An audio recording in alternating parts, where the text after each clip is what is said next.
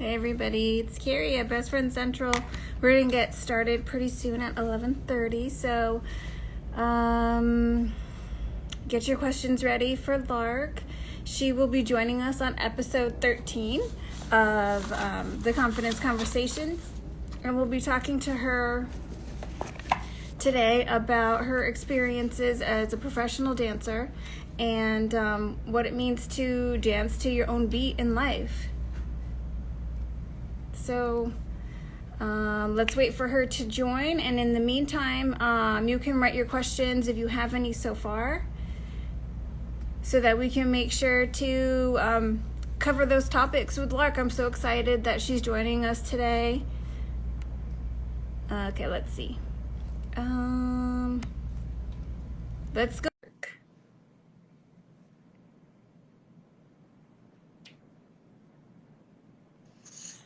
Hi. Hi. How are you? I'm good. How are you? I'm good. I'm so excited that you're here today. Me too. So everybody, this is Lark, and she'll be joining us today for the Confidence Conversations. And so Lark, if you don't mind, I'm going to do a little introduction of you, and then you can add whatever you'd like to that introduction, and we'll get started from there. How does that sound? Okay. Sounds good. So everybody, this is Lark.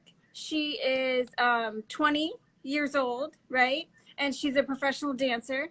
And she just so happens to also be 80% deaf, right, Lark? Yes. Is that correct? Yes. So, which is super amazing. And it was really inspiring to me that she obviously has an interesting story to tell and an interesting life even this far. So Lark, you've also been on TED Talk and shared your experiences there. And so from the TED Talk, you said that you were 18 months old when you got sick, which led to then you becoming deaf, but you and your parents didn't actually know that until you were 4 years old. Yes. Right. So if you want to just jump in from there and kind of fill in a little bit of the gaps from there to now. I mean, because now you're 20, you started dancing when you were about 9. I started dancing when I was 3, but 3. I got serious about dance when I was 9. So. Right. So. Yes. From then to now, just share your experiences with us about how that has been, and yeah. Okay, of course. So when I was 4 years old, when my parents first found out I was deaf, we had to go to an audiologist, and then they tested me, and my parents were like, we went to the hospital first of all and got tested, and they were like, no, Lark can hear. And I was like, I kind of cheated the system because like they did like the block and the bucket test, and the nurses would like completely reveal when the sounds were happening, so I kind of passed that way. But then when I finally got tested with an audiologist, they had me in a booth facing a wall, so I couldn't see the observer at all. And then they were like, oh, well, Lark, you're actually very deaf.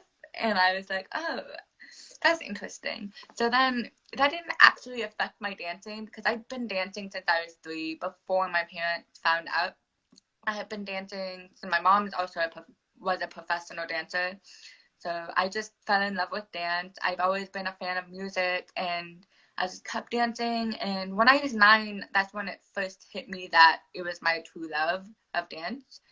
And I kept going. I trained in ballet. I went to 2 summers with the Boston Ballet and 1 summer with American Ballet Theater. So I was very skilled in ballet when I was younger, and I still am. But now my expertise is in jazz, funk, and hip hop. So that's mostly the styles I end up getting jobs in. So when I was in high school, I made the switch from like being a very ballet focused performer to being more commercialized. Because in high school, I was with my high school competitive dance team, and I won top 5 with my solo. So that was a good experience. Yeah, I bet. So being a dancer for that long, I'm sure when I was introduced to you, and my first question, and it seems like maybe it's a common question, and it's actually a beautiful answer in how you describe your relationship with music and how that allows you to dance. Because can you hear the music when you're dancing? Not necessarily. I now have a Bluetooth hearing aid, so I can connect with my phone. So I can now hear music, connect with my phone only. But when I dance, I can't hear the music. I can't keep on time by my ears. But I feel the vibration through the floor. I feel the vibration through the air. Because what's interesting about me being deaf is that I can feel sound waves more intensely than a hearing person can, because they rely more on hearing. I rely more on touch and sight. So if I want to start a dance at a specific time, then I have like an internal metronome and I keep count. So like, once I know the song has started, then I'm good to go. Oh my gosh, wow. I don't even know what that would feel like. I mean, Yeah, so it's you like, can feel the vibrations coming up through your feet? yeah, through my feet and through my arms and body. So it's like when, I don't know, have you ever held onto a speaker and felt Mm-hmm. the bass? That's how Mm-hmm. it feels like when I dance. Like I feel the bass on me because I've learned to find the sound waves in the air. So were you, as far as you can remember, were you always able to feel those sound waves on your body? Yes. Yeah. Yes. So during your TED Talk, you did a really great, had a really great way of describing the sound waves for someone like me who may not really be familiar with that. So could you do that for everyone that's watching? Yes. So here's like the science behind sound waves is that when there is a higher frequency, the sound waves go quicker like this. A normal sound wave at a pitch that we normally can hear is like this, the like sine waves. But depending on the pitch, they become longer or they become shorter. So that depends on like, so if a shorter sound wave pierces on my skin harder, which is why like I can't hear that personally. My hearing is mostly lower notes, but the lower notes are harder to feel than the higher notes because the higher notes pierce harder because they're so thin and so fast. Oh. Yes. So they actually, the ones that go higher like this, Higher. Yeah, they're they the feel lower differently notes. They on feel your skin. differently. Yes. Wow. So those ones that go like this, they feel Yes. more like a sharp kind of feeling? So the ones that the high notes, think like a dog whistle that we can't hear. Uh-huh. The vibration for it is really thin like that, so it pierces sharper. But when a lower note, it feels more like you imagine sticking your hand in like melted chocolate. That's what it Oh, feels wow. like. Yeah. I like that. Yeah, it feels That really seems nice. like it would feel good. Yeah, and like the smaller ones, like even though I describe them as sharp, they don't really hurt. They never hurt. They feel more like someone poking you on the shoulder. So that's what the higher frequencies feel like.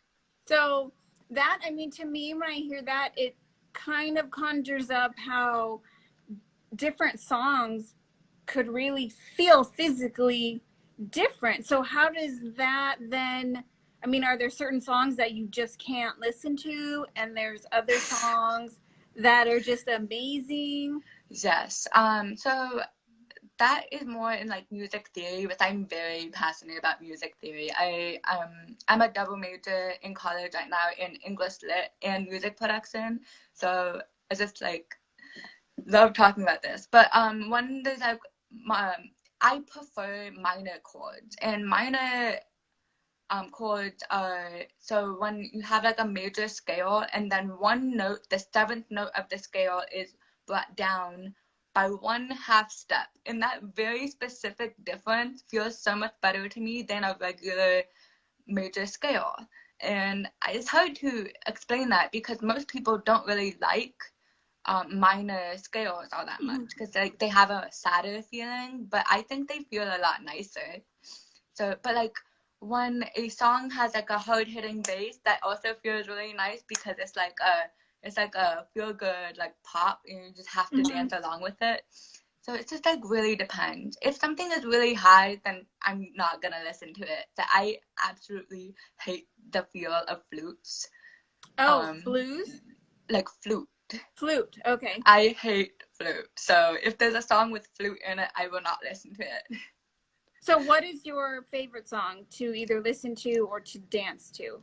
Because of the way it feels on your body. I have so many, but I think right now, like, a song that really feels so nice is Contaminated by Banks. Okay. It's been really popular right now in the dance community for like contemporary dance. I love that song. It feels so smooth. So it really feels like dipping my feet in chocolate when I dance. Wow. It's so nice. Yes. You'll have to tag us or something because I want everybody now, I'm sure, that wants to go. I know I do. I want to go listen to that song now. Like, yeah, it's so good. Yeah. How about another one that maybe we'd all be more familiar with from like popular music? Okay, good. That's a good question. So, okay, I'm not like the most well versed in like popular music, but right now I am in love with Dynamite by BTS. I love that. It's so funky. It's so great. It feels so like I just want to dance. It feels like so I'm trying to describe what it feels like. It's kind of like eating Pop Rocks. Oh, okay. That's what it feels like. That's what that song feels like. That's fun. Right? So, can you is it the same? Do you feel like how the song makes you feel is similar to how it makes other, like, just like for anyone that can hear? Is it the same emotional connection, or do you feel like it's different because you're experiencing that song in a different way? That's a good question. To be honest, I think it can be the same. 'Cause like how music works, the connotations of sound can exert the same emotion for many people. So I think you guys will feel that same emotion when you listen to these songs. But I think for me, the way it's different is that I feel them on my body rather than like hearing them, but the emotion is all the same. How about, have you talked to other dancers are there other dancers like yourself that cannot hear and they still are professional dancers? Yes, I have a big group chat full of deaf creators, but one of my best friends, Harmony, she feels that the beat a similar way, but her preference is more in like hip hop type music. So she like really loves the feel of like the bass on her body. She loves that. But like I'm personally like I like the more sensual songs. Now, so do you think you guys get the same sensations and then it's just a personal preference, or do you feel different music, different, like literally the sound waves in a different physical way? That's a good question. I didn't ask her about that, but I'm pretty sure she would say it feels similar because like when you look at color, we don't all see color the same way. Right. And when we hear music, we don't hear music the same. So I think it's something like that. Something like that, right. Yeah, it's more like personal preference and stuff like that. So something that like really stood out to me right away when, because I usually do some prep work when I'm going to have an interview with someone, and they go to their Instagram page or whatever they've written or whatever I can find. And on your Instagram page, it has your name. And then underneath where people usually put like their title, like for me and my personal page, it says founder, or like for someone else, it's their title. And for you, it says deaf dancer. And my experience, I have experience working with children with autism, children with special behavioral needs, and I, just to be honest, like I felt like weird just calling you a deaf dancer. Like to me, like that felt like I was labeling you, or like putting some sort of, just labeling you and putting you in a box and saying that, like, oh, that's who you are. And so and I just wonder, like, what is your take on like that, like titles and labels and just, how, what is that?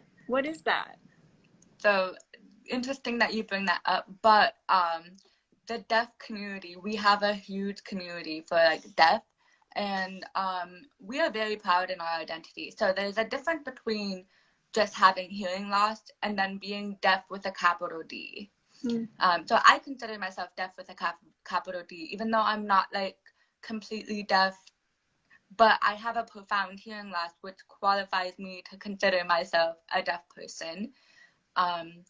We have a whole culture, we have a language, we have like social, the way we interact with things, and we have our own community. So I hold my deaf badge with honor.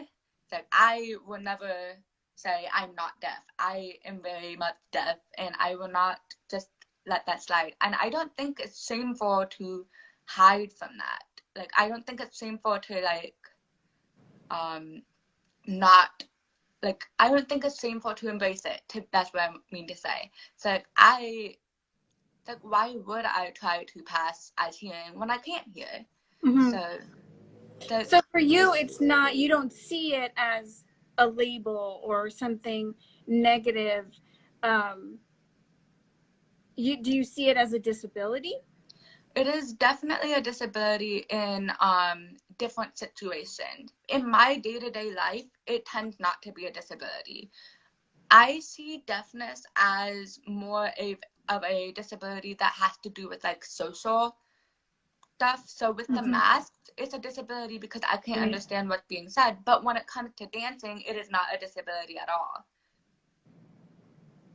Yeah, I love that. And I guess so for me and maybe other people, it's more of like trying to be sensitive or trying not to be rude or label someone, because at least for me, when I learned working in that industry, we were always taught, please don't call these children autistic. They're more than that. They are children first with autism.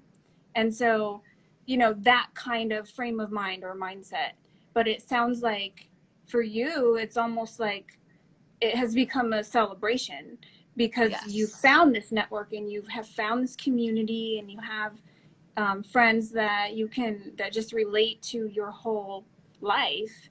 And it sounds like it has almost become a great thing. I mean, in so many ways, because you've like excelled at your dancing, and you've been able to be sort of like a model and an inspiration. And do you do a lot of work in that area of like inspiring younger dancers or other people that have hearing loss or disability, or who are deaf?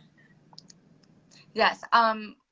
Before COVID hit, I used to go to different elementary schools and talk about what it's like to be deaf and what it's like to be a deaf dancer.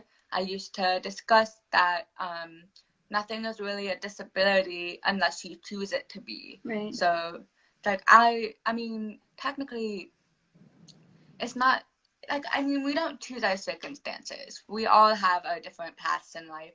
But I aim to be very genuine with myself. I aim to, like, so when I would go to these elementary schools and middle schools, I would talk about how I didn't let me being deaf determine what I could or could not do. So like, I've had so many people tell me, "Oh, you're deaf. How are you a dancer? You can't be dancing. You can't hear."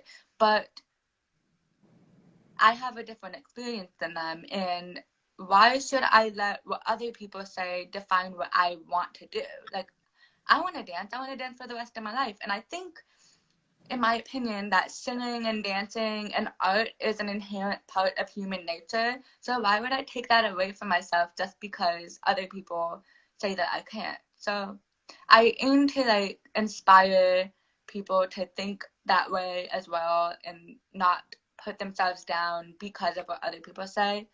So I but love I also this in COVID, I was invited to the Deaf International Dance Festival, and that takes place normally in San Francisco. And I taught a class. I talked about my experience being deaf as a deaf dancer, and I realized that my position as a deaf dancer is pretty unique. There's not that many deaf dancers out there. I met several, but they when I went to film with Zoe's Extraordinary Playlist with my deaf dancer group. We were the only deaf dancers that they had found to audition for the show. And there's so few of us that it was just so sacred to have other deaf dancers. I just wish there were more. I love that there are people who create, but I wish there were more deaf people that created and were proud that they created. So Well, I'm sure. I mean, it sounds like with your help, there will be, because you are inspiring younger deaf children, and so you are really. A lot of times, it just takes that invitation from someone to yes. say, "It's okay." Like you're saying, it's okay to be you, and it's okay to take the circumstances that you have and just run with it and shine your light and be who you are and love what you love and do what you do. And so there will be, I no doubt, I believe that because of you, there will be, like, keep doing what you're doing. And these, maybe it doesn't even have to be little kids. It could be other dancers that will just hopefully see this, like, over time things will start to change. And through, yeah, I totally believe that 100%. And I love that that's what you are about. That's what's the most inspiring to me, is that you say dancing is your favorite thing to do, and you haven't let anything stand in your way, including literally not being able to hear the music. So you have found a way to hear the music in your own way. And I just hope that that inspires people to do their life in their own way. And you said that that's who you're supposed to be. Like, you are supposed to be a dancer, and so that's what you're going to do. That's what you were put here to do. And Yes. so I just hope that everybody watching can just kind of take you as an example, and regardless of what it is, regardless of what they feel like they were put here to do, that they'll do that, and that they will do what you're doing and really connect to who they are, and kind of ignore that noise, ignore what other people's opinion about it is, ignore like negative feedback, and just really take this time that we have slowing down to find out what that is and to do it.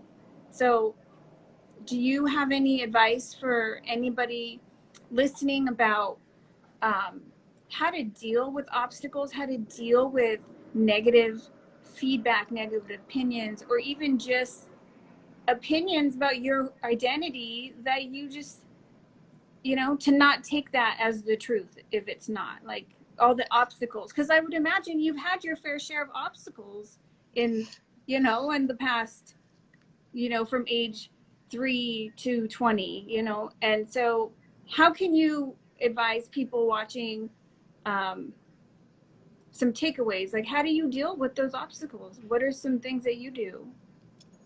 That's a good question. For me personally, if someone is talking about me, they don't you don't truly know another person. So your assumptions about someone may or may not be true, but your own assumptions about yourself are true. So if you assume that you're not going to be able to do something, you're not going to be able to do it. So if I believe I'm going to be a wonderful dancer, then I work hard and I will be a wonderful dancer. And I hope that I am. I work really hard. I've worked really hard for many years. And I'm a professional now, so I assume that I'm pretty good. But when other people say that you can or can't do something, what do they know?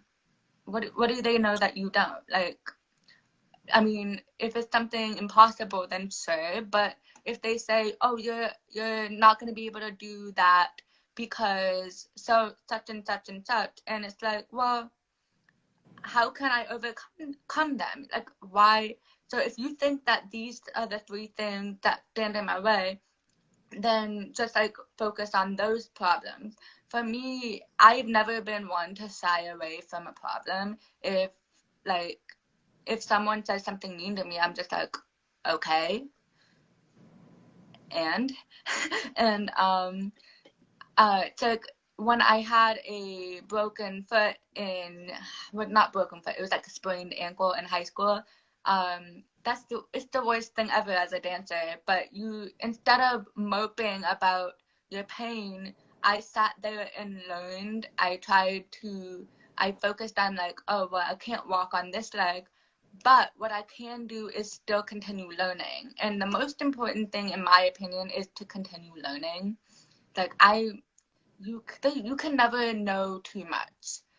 There's always more to learn. There's always more to experience. So for me, when I look at, like, even when I go to a dance class like today, I'll look at other people and I'm like, I don't think in my head, the first thought isn't, oh, they're better than me. I think, oh, I really like how they're doing these few things. How can I put those qualities in my own body? So if I like that someone has like this quality in their movement, how do I put that in my own movement?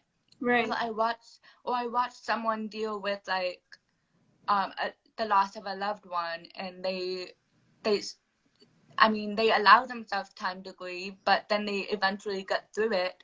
I watch how they deal with that, and I think, okay, they are dealing with that. I can get through whatever I'm dealing with right now. So it's more important to keep going. It's always important to keep going, but it's more important to face things head on. It's never a good idea to avoid things. No, that's really great advice. And so for people, I see there's more people joining. We are here at Best Friend Central with the Confidence Conversations, and Lark Detweiler. I don't know why I was stumbling on that. I'm sorry.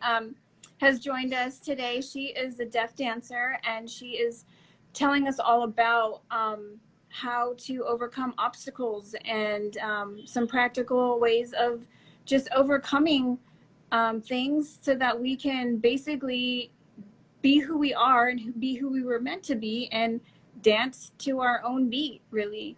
So, Lark, can you, we only have a couple more minutes. I don't want to keep you too much longer. So with that time, if anybody has any questions for Lark or anything like that, comment below. But also, do you have any maybe advice or resources for either young adults or parents that could be facing some of the same obstacles that you could share? I think the first thing I always recommend is therapy or having someone to talk to. So you can't focus on getting better if you keep all the problems stuck in here. So it's really important to talk about them. But in regards to, like, I just really think it's very important to have a support group. Like, if you have a friend who you really love, they're your support group. Or if you have a really loving family, they're your support group. It's not shameful to lean on your support group when you need help.